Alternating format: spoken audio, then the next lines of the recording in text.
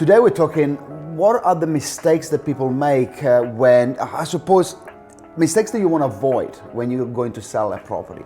The tendency is for any seller is they will negotiate with their agent in the listing. So you were talking, we are now listing material on the dining room table. Yeah. Tuesday night, 8 p.m, the kids are going to bed and we are talking, okay, let's go on the market. I want the best marketer and I want the best negotiator, and yet they negotiate the agent down on fee, they make the agent pay for the advertising, and they think, I've just had a massive win.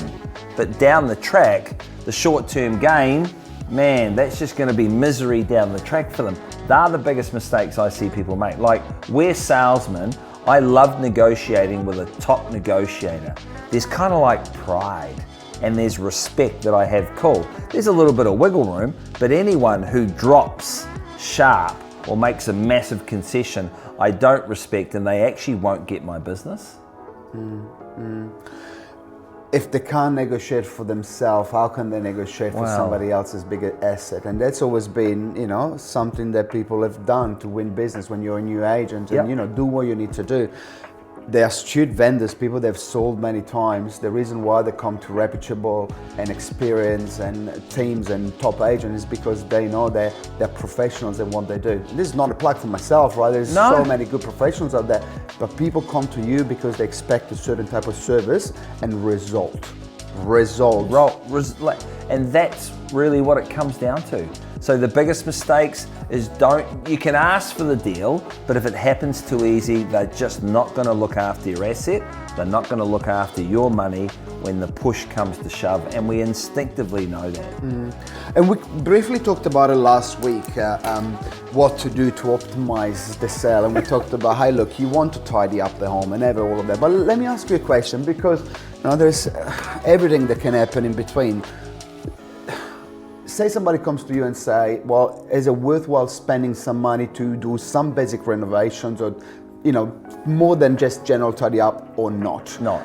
And here is where as well there's a bit of a trap, because sometimes an agent might give them an answer that suits more the agent versus what is best for the property, right? Correct. So you as a potential vendors coming on the market and you know, interviewing different agents, what you want to ask the agent is like, why did you say so? What information did you base that on? Are you got comparables that you think that you're saying that it's better not to do the work because you can see that they've sold for this much and it's not worthwhile your time, money and energy? Or is it just because they want the business quickly and get you on the market next week?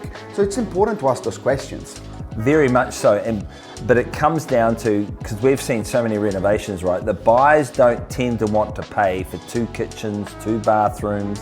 I love it when people say, oh, I'm selling the property and I didn't get new drapes because I thought I'd leave that up to the new buyer to choose their own drapes. Like, if you're gonna do a renovation, do the whole thing. And if you're not gonna do it, don't do anything. I think being stuck in the middle is where people tend to overcapitalize. So sell on an as-is, where-is basis, or if you're gonna do it properly. But don't take any shortcuts, because there's nothing worse than seeing a beautiful kitchen with old raggy carpet or drapes that are missing, you know, they've just cut short.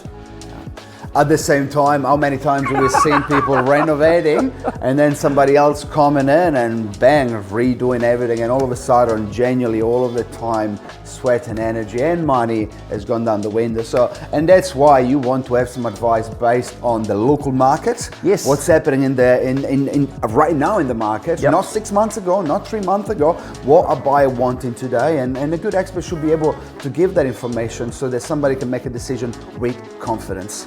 And quite often though, it just comes down to time though. You know, do I want to sell my asset and move on so someone else is going to renovate it, or do I want to maximize the price? I've got discretionary money, I've got time to be able to be put through all the contractors to do all the renovations myself. Quite often in this day and age, I don't know about you, Diego, but I think a lot of people are time poor. So I tend to err on the side of, you know, as is, where is, move on, move into the market. On to the next. Thanks for watching. Cut to the chase. We'll see you next week.